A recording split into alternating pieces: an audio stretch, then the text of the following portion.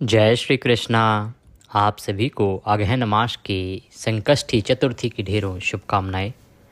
प्रिय दर्शकों, आज के इस वीडियो में हम बात करेंगे कि अगहन संकष्टी चतुर्थी का व्रत किस दिन किया जाएगा, किस विधि से आपको व्रत करना चाहिए, क्या पूजन का नियम रहेगा, कैसे पूजन करना चाहिए, पूजन की विधि क्या रहेगी और किन नियमों का पालन करते हुए आप इसका संपूर्ण फल प्राप्त कर सकते हैं।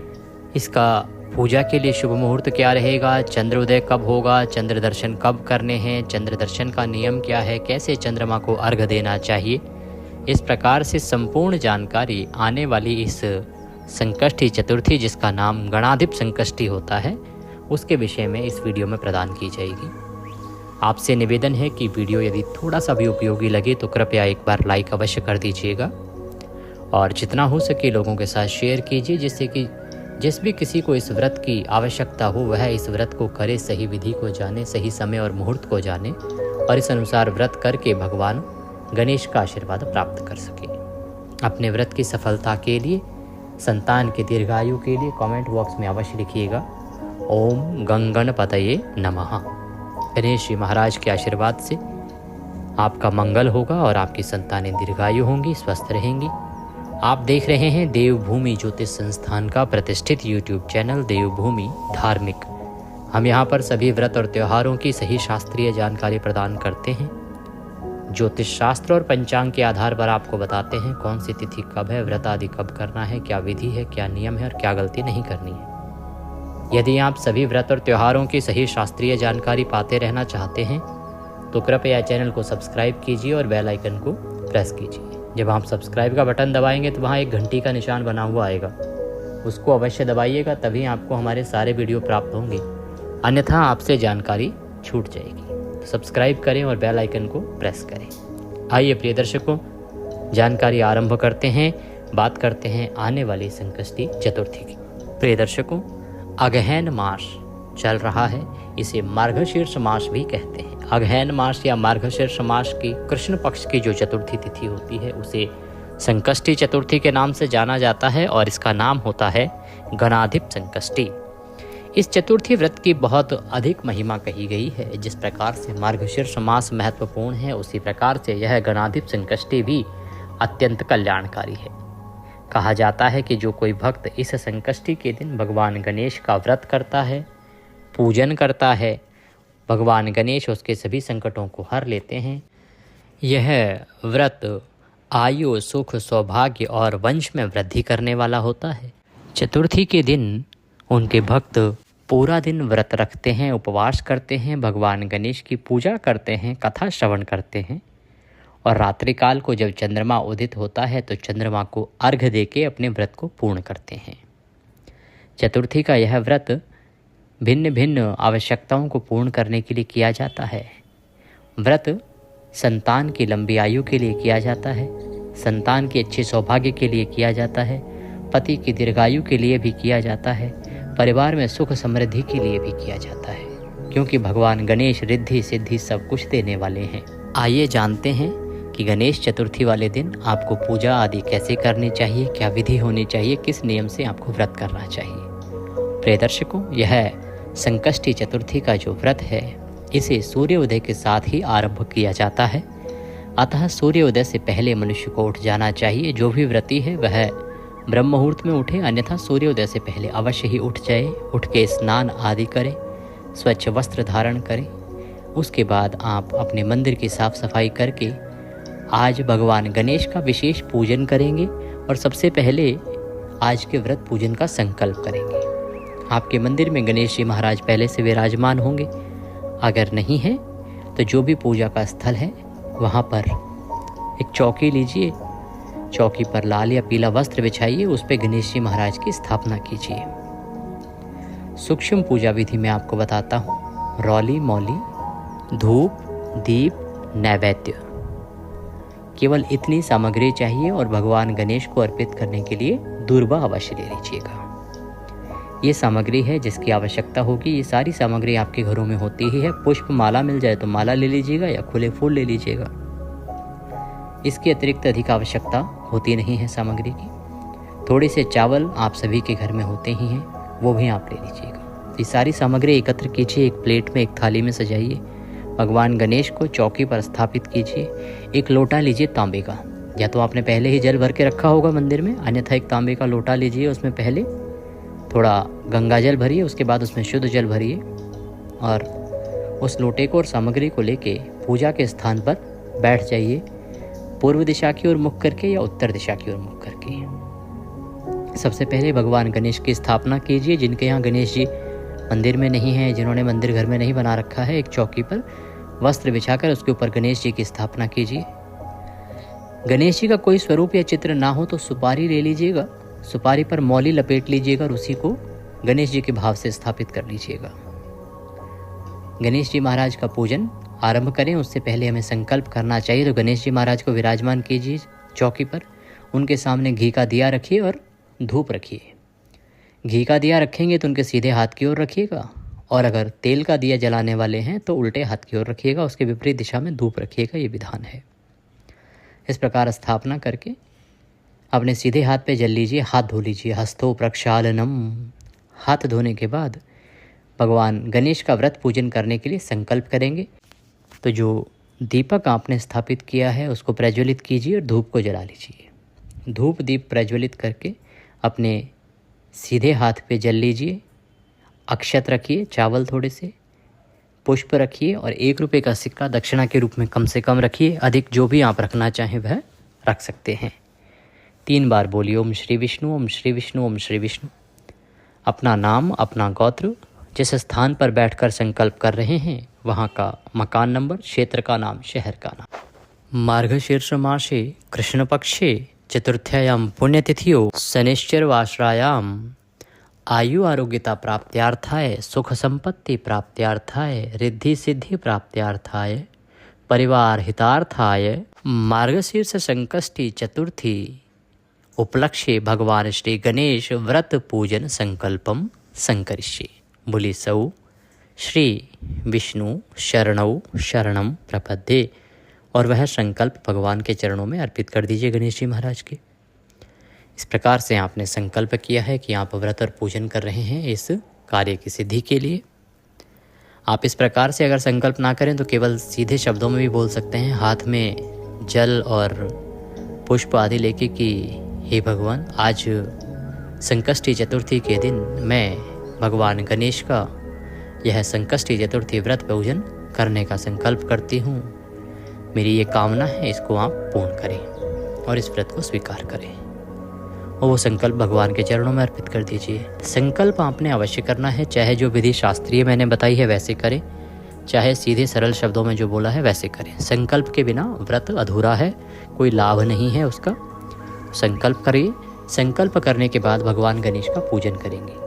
पूजन करने के लिए भगवान गणेश को सबसे पहले स्नान कराएंगे। स्नान कराने के लिए फूल जो आता है ना, फूल से जल के छींटे दीजिए। भगवान गणेश को पुष्प के छींटे दीजिए। ओम भूर्भुवस्सुः गजाननाय नमः। स्नानम जलम समर्पयामि। स्नान कराइए। स्नानम स्नान्तेः। वस्त्रम, वस्त्र अर्पित करेंगे गणेश जी महाराज को। तो वस्त्र कैसे?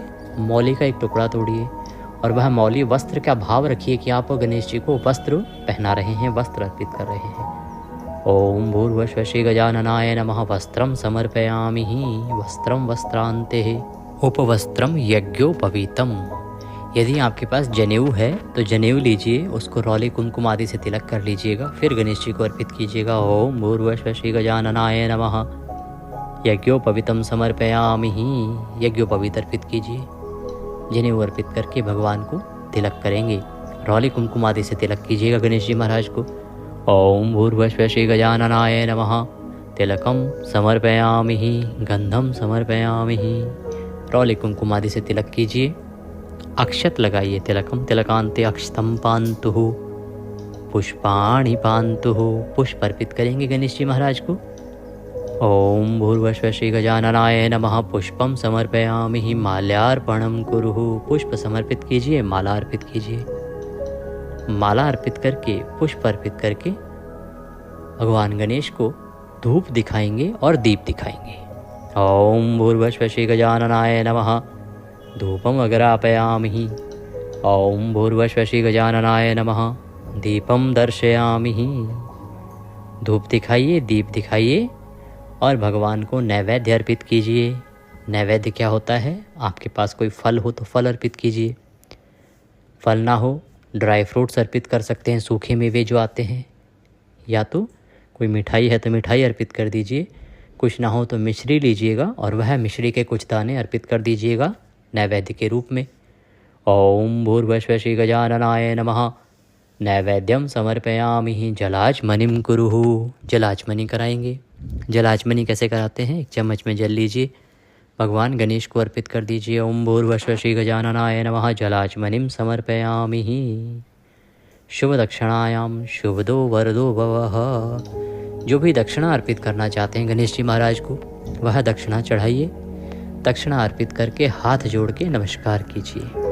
और अब संकष्टी चतुर्थी की कथा सुनिए। कथा आपको अवश्य सुननी है।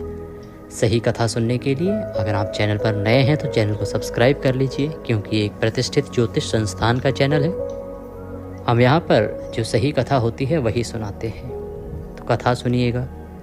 कथा सुनने के बाद गणेश जी महाराज की आरती कीजिएगा। आरती भी हम कथा के साथ ही रिकॉर्ड करते हैं। आरती कीजिएगा। आरती करने के बाद नियम अनुसार दिन को व्यतीत कीजिएगा। नियम इस प्रकार से है कि अगर आप निर्जल रहकर चतुर्थी का व्रत करती हैं तो निर्जल रह के कर सकते हैं, अन्यथा जल पीते हुए कर सकते हैं। फल जूस आदि दिन में ले लिया जाता है, इसमें आप भी ग्रहण कर सकती हैं। इस चतुर्थी में रात्रि काल को चंद्रमा को अर्घ दिया जाता है।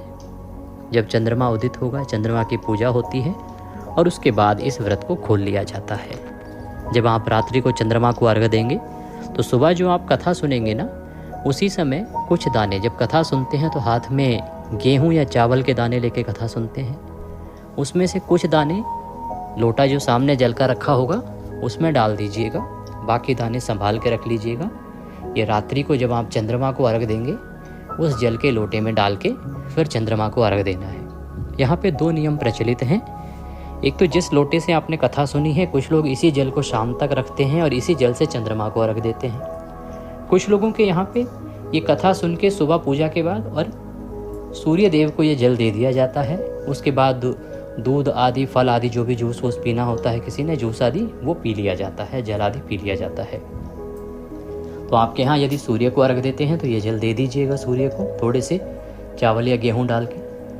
अन्यथा शाम को अर्घ देना है तो शाम को आप इसको अर्घ दे सकते हैं। ये एक सामाजिक परंपरा के अनुसार है।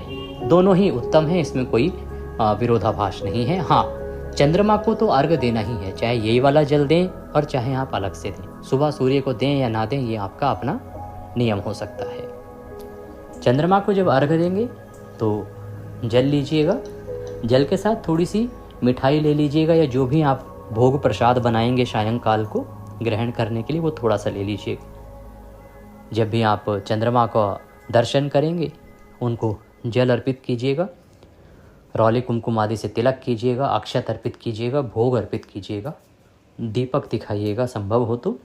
उसके बाद हाथ जोड़ के नमस्कार कीजिएगा। जल देते समय मंत्र बोलेंगे ओम सह चंद्रमसे नमः, ओम सह चंद्रमसे नमः। इस प्रकार चंद्रमा को अर्घ देके हाथ जोड़ के नमस्कार करके अपना पूजन पूर्ण कीजिए। कामना जो भी आपके मन में हो वह बोलिएगा और उसके बाद आप अपना व्रत खोल सकते हैं, क्योंकि ये व्रत जो है अन्न के साथ रात्रि को ही खोल लिया जाता है। इस प्रकार से आपको ये व्रत करना है। अब बात आती है कि ये व्रत करना कब है और इसके लिए शुभ मुहूर्त क्या रहेगा पूजन के लिए। प्रिय दर्शकों, ये जो संकष्टी चतुर्थी है ना, मार्गशीर्ष मास अर्थात अगहन के महीने के कृष्ण पक्ष की संकष्टी चतुर्थी तिथि, इसकी शुरुआत हो रही है 8 नवंबर को सुबह 7:32 पर और ये समाप्त होगी 9 नवंबर को सुबह 4:25 पर। ऐसे में ये जो व्रत है वो रखा जाएगा 8 नवंबर को। कारण ये कि चतुर्थी तिथि शुरू तो हो रही है सूर्योदय के बाद, सूर्य के मुख से नहीं है, परंतु चतुर्थी तिथि में चंद्रमा का होना आवश्यक है। और चंद्रमा जो है ना वो 8 तारीख को ही मिलेंगे चतुर्थी में। 9 तारीख को तो चतुर्थी सुबह सुबह समाप्त हो जाएगी। और क्योंकि दोनों ही दिन सूर्य के मुख से चतुर्थी नहीं है, इसीलिए 8 तारीख को ही व्रत आपको करना चाहिए। 8 नवंबर को दिन शनिवार का रहेगा। इस दिन आप व्रत पूजन कीजिएगा संकष्टी चतुर्थी का, बड़ा कल्याणकारी रहेगा। बात करते हैं कि शुभ मुहूर्त क्या रहेगा, तो शनिवार को प्रथम चौघड़िया जो है वो शुभ नहीं होता, इसीलिए सूर्योदय से 1.5 घंटा निकाल दीजिए, अर्थात लगभग 6:30 बजे सूर्योदय हो रहा है। 6:42 का समय दिल्ली का है, तो आप 8:12 से और 9:42 तक इस का व्रत पूजन सुबह सुबह कर सकते हैं। उसके बाद 1:30 बजे के बाद शुभ समय आएगा। चंद्रोदय की अगर हम बात करें तो इस दिन चंद्रमा का उदय रात्रि को 8 बजे होने का समय है। ये दिल्ली के लिए है। बाकी राज्यों में क्या समय रहेगा आप कमेंट बॉक्स में लिख के पूछ लीजिएगा, हम अवश्य आपको जानकारी प्रदान करेंगे, क्योंकि सभी शहरों में राज्यों में थोड़ा समय आगे पीछे होता है। ये थी जानकारी संकष्टी चतुर्थी अगहन मास की कब है, कैसे व्रत करना है, पूजन करना है। जानकारी थोड़ी भी अच्छी लगे तो लाइक अवश्य करें, शेयर करें, कमेंट बॉक्स में अवश्य लिखें ओम गंगणपतये नमः। भगवान गणेश की कृपा आपको प्राप्त होगी। चैनल पर नए हैं तो सब्सक्राइब करते जाइएगा। दक्षिणा स्वरूप यदि कुछ भी भेजना चाहते हैं तो स्क्रीन पर नंबर आ रहा है, उस पर भेज सकते हैं। हरे कृष्ण।